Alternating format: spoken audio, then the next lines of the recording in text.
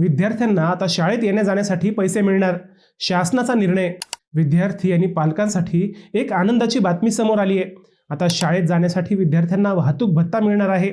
केंद्र सरकारच्या RTE कायद्यानुसार महाराष्ट्र शासनाने हा महत्त्वपूर्ण निर्णय घेतलाय।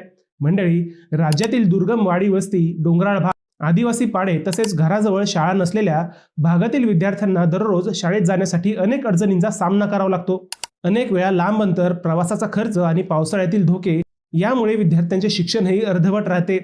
हीच समस्या लक्षात घेऊन वाहतूक भत्ता देण्याचा निर्णय घेतलाय।